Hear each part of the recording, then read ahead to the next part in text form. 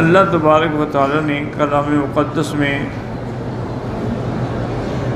ارشاد فرمایا ہے کہ جیسے کل کی ہم نے آیت میں پڑھا تھا کہ ہم نے موسیٰ علیہ السلام کو کتاب دی، اور یہ لفظ کتاب جو ہے اس سے مراد جنس بھی ہوتی ہے کہ تمام وہ کتابیں جو اللہ نے اتاری، اور کتاب سے مراد قرآن بھی ہوتا ہے، اور کتاب سے مراد تورات موسیٰ علیہ السلام بھی ہوتی ہے، لیکن وہ سیاق سباق دیکھنا پڑتا ہے کہ اگر ذکر قرآن کا ہے تو پھر کتاب سے مراد بھی قرآن ہے۔ الف لام میم ذالک الکتاب لا ریب فیہ، تو مراد قرآن ہے۔ الحمدللہ الذی انزل علی عبدہ الکتاب ولم یجعل لہ عوجا، تو کتاب سے مراد قرآن ہے۔ اب یوں کہ یہاں موسیٰ علیہ السلام کا ذکر موجود ہے، وآتینا موسیٰ الکتاب یعنی تورات، وجعلناہ یعنی ضمیر جو ہے کتاب کی طرف ہے، ہدن یعنی ہادین لبنی اسرائیل، تاکہ وہ ہدایت کرے بنی اسرائیل کو، اس کے کتاب کے ذریعے ہدایت حاصل ہو۔ اور اس کتاب میں ہم نے یہ بھی ان کو حکم دیا تھا کہ اللہ تتخذوا من دونی وکیلا، میرے سوا کسی کو دوست یا مددگار یا معبود نہ پکڑنا، خبردار صرف اسی کی عبادت کریں، ان یعبدوہ وحدہ لا شریک لہ۔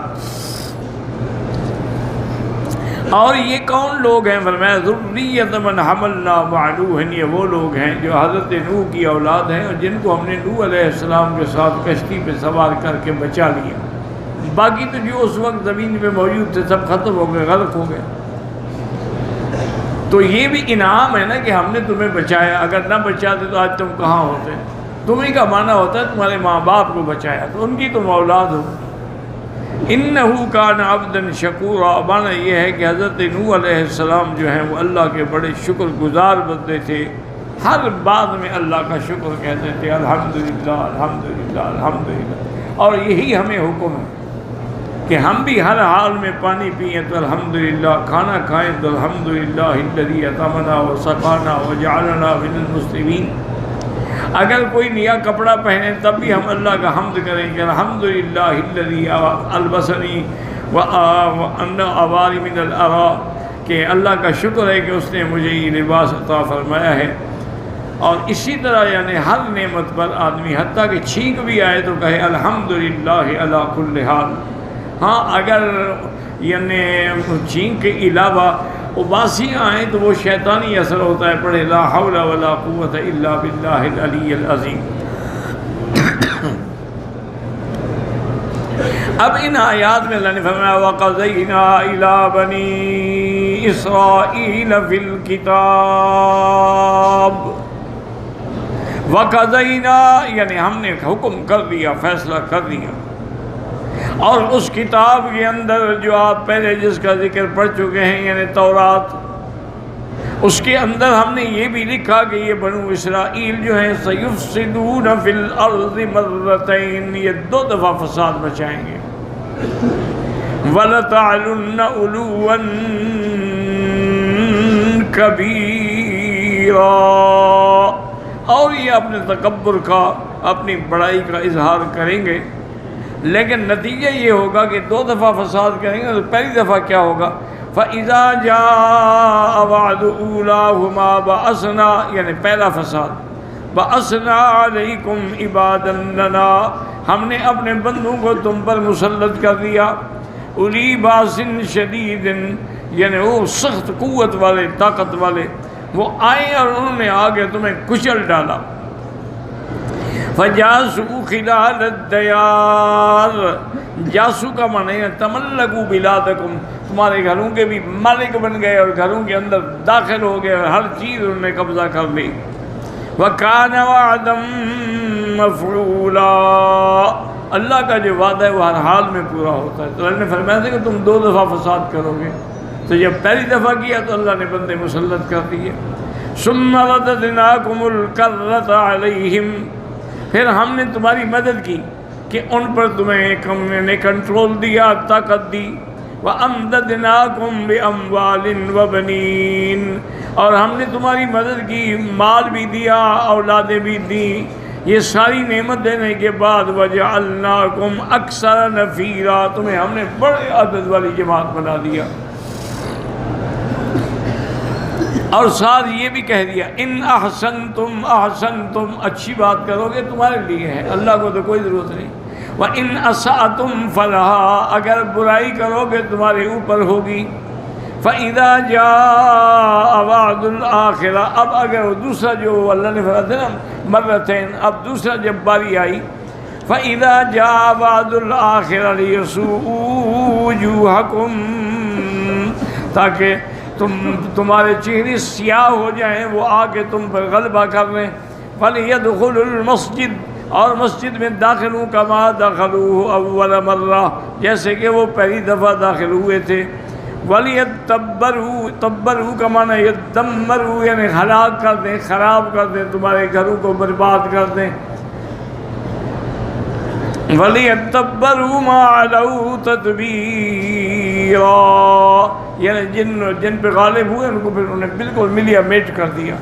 عَسَىٰ رَبُّكُمْ أَن يَرْحَمَكُمْ، ہاں ہو سکتا ہے اگر تم سچی توبہ کرو تو اللہ تبارک و تعالیٰ تم پر رحم فرما دیں اور یہ عذاب ٹال دیں۔ وَإِنْ عُدْتُمْ عُدْنَا، اگر تم نے پھر فساد کیا تو ہم پھر تمہیں اسی طرح سزا دیں گے۔ وَجَعَلْنَا جَهَنَّمَ لِلْكَافِرِينَ حَصِيرًا، حصیراً کا معنی ہوتا ہے مستقراً، حصیراً کا معنی ہوتا ہے سجناً، ہم ایسے کافروں کے لیے جہنم قید خانہ بنائیں گے جس سے وہ کبھی بھی نہیں نکل سکتی ہیں۔ تو اللہ تبارک و تعالیٰ نے ان آیات میں تنبیہ کی مکے والوں کو کہ بنو اسرائیل نے جب فساد کیا تھا تو ان پر بھی ہم نے بغت نصر کو مسلط کر دیا تھا، اگر تم بھی فساد کرو گے تم پر بھی پھر اللہ کے عذاب آئے گا، تمہاری بھی یہ شان شوکت طاقت سب ملیا میٹ ہو جائے گی، اور وہ کفر پہ جمے رہے اللہ کے عذاب آئے۔ ایک تو قحط کا عذاب آیا کہ ان کے پاس یعنی چمڑے جو تھے نا ان کو پانی میں ابال کے پیتے تھے، اور اسی طرح پھر عذاب آیا بدر میں کہ ان کا 70 سردار مارے گئے اور 70 قیدی بن گئے، تو اللہ نے ان کو دنیا میں بھی عذاب دیا، اور اصل عذاب جو ہے وہ تو آخرت کا عذاب ہے۔ اس لیے یعنی قصہ معراج کے بعد اس کے ذکر کرنے کی وجہ ہی یہی ہے کہ تنبیہ ہو کہ تم اپنی تعداد پہ نہ اکڑو، اگر ہم چاہیں تو تمہیں ہر حال میں فنا کر دیں، جیسے کہ حالانکہ اللہ نے بنو اسرائیل کو کتنی نعمتوں سے نوازا، لیکن وہ بھی کوئی ایسی قوم تھی کہ ہر جگہ فساد کرتے، ہر جگہ انکار کرتے تھے، نتیجہ یہ نکلا کہ پھر وہ اللہ کے عذاب میں آ کر کچل دیے گئے۔ اللہ نے ان کو، تو اس لیے مفسر رحمۃ اللہ علیہ فرماتے ہیں اما ذکر تعالی انہ اسری بعبدہ محمد صلی اللہ علیہ وسلم، جب بھی حضور کا نام آئے اللہ کے بندے درود شریف پڑھا کرو، جو آدمی حضور کا نام سن کے درود نہ پڑھے اس سے بڑا بخیل دنیا میں کوئی نہیں، اور اس سے بڑا بد قسمت اور بدبخت دنیا میں کوئی نہیں۔ درود تو ایک ایسی نعمت ہے نا جی کہ اگر آدمی کو کوئی وظیفہ بھی نہ آئے نا، صرف درود شریف پڑھتا رہے تو اس کی ساری مشکلیں حل ہو جائیں۔ ایک صحابی تھے، انہوں نے آ کے حضور سے عرض کیا، انہوں نے کہا حضور میں جتنے اوراد اور وظائف پڑھتا ہوں مثلاً 4 گھنٹے، تو 2 گھنٹے تو میں سارے وظائف پڑھتا ہوں اور 2 گھنٹے میں صرف درود شریف پڑھتا ہوں، اور میں ضد اور بڑھاؤں۔ انہوں نے کہا اچھا حضور آج کے بعد مثلاً 4 گھنٹے میں 3 گھنٹے درود پڑھوں گا، 1 گھنٹہ باقی وظیفے پڑھوں گا، اور میں ضد اور بڑھاؤں۔ تو آخر اس نے کہا کہ حضور اب میں اور کچھ بھی نہیں پڑھوں گا، صرف درود شریف پڑھوں گا۔ جتنے اوقات میں باقی وظیفوں میں خرچ کرتا تھا، اور اذن یکفی ہمک و غمک، اگر تم صرف درود پڑھو گے تو یہ درود ہی تمہارے ہر ہم اور غم کو مٹا دے گا، تمہاری ہر تکلیفیں، ہر پریشانیاں، ہر بیماریاں۔ تو درود پاک سے بڑی کوئی نعمت نہیں ہے، اور حتیٰ کہ کوئی دعا بھی قبول نہیں ہوتی جب تک اس کے اول آخر میں درود شریف نہ ہو، یہ ہمیشہ۔ اور اگر آدمی پورا درود شریف نہ بھی پڑھ سکے تو صلی اللہ علیہ وسلم یا صلی اللہ علیہ یا محمد یا رب صلی وسلم علیہ، یعنی جتنا ہو سکے لیکن لازم پڑھیں۔ اب مفسر فرماتے ہیں کہ اللہ پاک نے معراج کے بعد عطف بذکر موسیٰ عبدہ و رسولہ و کلیمہ، اللہ نے موسیٰ علیہ السلام کا ذکر کیا جو اللہ کے بندے بھی ہیں، رسول بھی ہیں، اللہ کا کلیم بھی ہے۔ فَإِنَّهُ تَعَالَى كَثِيرًا مَا يَكُنُ بَيْنَ ذِكْرِ مُوسَىٰ وَمُحَمَّدٍ عَلَيْهِمَا مِنَ اللَّهِ الصَّلَاةُ وَالسَّلَامُ۔ اب مفسر فرماتے ہیں کہ قرآن پاک میں بہت سارے مقام ہیں جہاں اللہ نے حضرت آقا نامدار اور موسیٰ علیہ السلام کا ذکر اکٹھے کیا ہے۔ وَبَيْنَ ذِكْرِ التَّوْرَاةِ وَالْقُرْآنِ، اور تورات اور قرآن کا ذکر اکٹھے کیا۔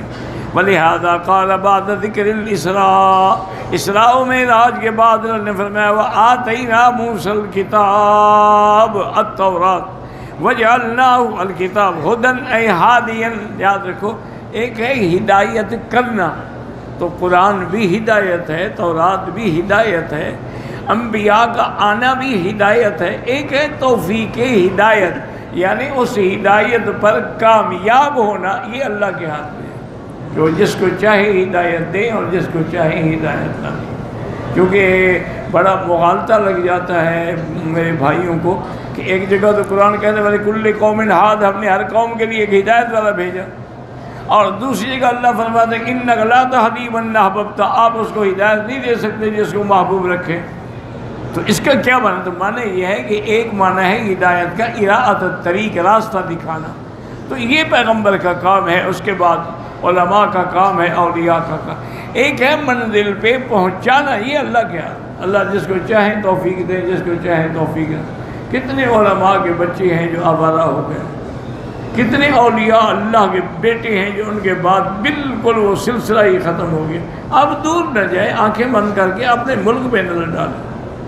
اپنے ملک کے جو آپ کے ہاں بزرگ گزرے ہیں، حضرت علی ہجویری گزرے ہیں، حضرت جلال الدین بخاری گزرے ہیں، حضرت بہاؤالدین زکریا گزرے ہیں، حضرت سیری سکتی گزرے ہیں، یہ تمام بزرگوں کے آج کون وارث ہیں؟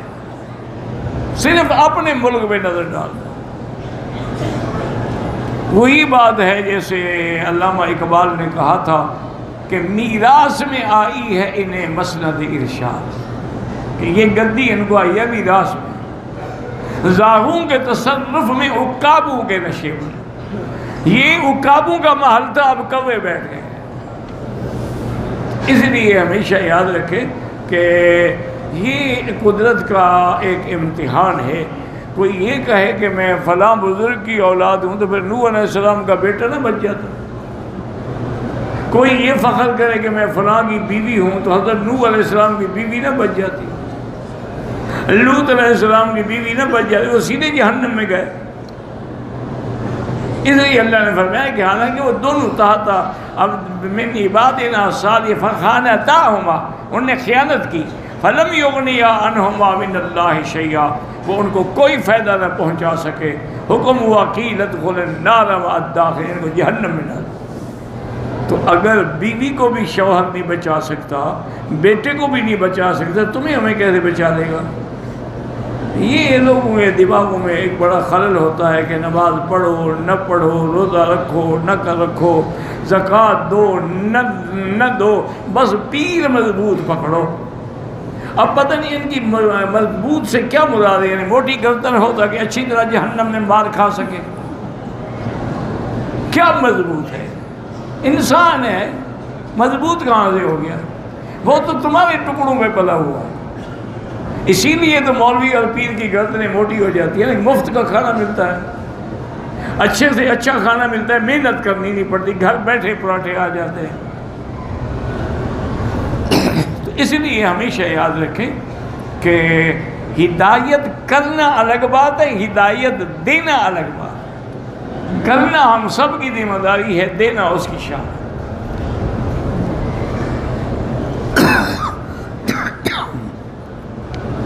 ہا ہدل لبنی اسرائیل اللہ تتخذوا اے لی اللہ اللہ تتخذوا لا معذف، تاکہ تم اللہ کے سوا من دونی وکیلن، کسی کو اپنا دوست اپنا مددگار نہ بناؤ، ولین ولا نصیرن ولا معبودن دونی، نہ کسی کو معبود سمجھو، لأن اللہ تعالی انزل علی کل نبی ارسلہ، جتنے پیغمبر اللہ نے بھیجے ان سب نے ایک ہی دعوت دی، ان یعبدہ وحدہ لا شریک لہ، صرف اللہ کی عبادت کرو جس کا کوئی شریک نہیں۔ ذریۃ من حملنا مع نوح، اصل یہاں حرف ندا محذوف ہے، یعنی یا ذریۃ من حملنا مع نوح، اے قوم تم کو ہم نے نوح علیہ السلام کی وجہ سے بچایا۔ فیہ تحییج و تنبیہ علی المنۃ، اے یا سلالۃ من نجینا فحملنا مع نوح فی السفینۃ تشبہوا بابیکم، ہم نے تمہیں نوح علیہ السلام کے ساتھ نجات دی، تم بھی وہی کام کرو جو نوح علیہ السلام کرتے تھے۔ انہ کان عبدا شکورا فاذکروا انتم نعمتی علیکم بارسالی الیکم محمدا صلی اللہ علیہ وسلم۔ اللہ نے سب سے بڑی نعمت یہ ہے کہ میں نے حضور پاک کو نبی بنا کے بھیجا۔ وقد ورد فی الحدیث وفی الاثر عن السلف ان نوح علیہ السلام کان یحمد اللہ علی طعامہ وشرابہ ولباسہ وشانہ کلہ، حضرت نوح علیہ السلام ہر بات پہ شکر ادا کرتے تھے، کھانے پہ، پینے پہ، لباس پہ، ہر حال میں۔ ولہذا سمی عبدا شکورا۔ قال الطبرانی حدثنا علی بن عبد العزیز قال حدثنا ابو نعیم قال حدثنا سفیان نبی حسین بن عبد اللہ بن سنان عن سعد بن مسعود الثقفی قال انما سمي نوح عبدا شکورا لانه كان اذا اکل او شرب حمد اللہ، جب کھاتے یا پیتے اللہ کا حمد کرتے۔ وقال الامام احمد حدثنا ابو اسامہ حدثنا زکریا ابن ابی زائدہ عن سعید بن ابی بردۃ عن انس بن مالک رضی اللہ عنہ قال قال رسول اللہ صلی اللہ علیہ وسلم ان اللہ لیرضى للعبد ان یاکل الاکلۃ ویشرب الشربۃ ویحمد اللہ علیہ، اللہ اس بندے پہ راضی ہوتی ہیں جو کھانے پہ، پی، ہر چیز پہ اللہ کا شکر کرتا ہے۔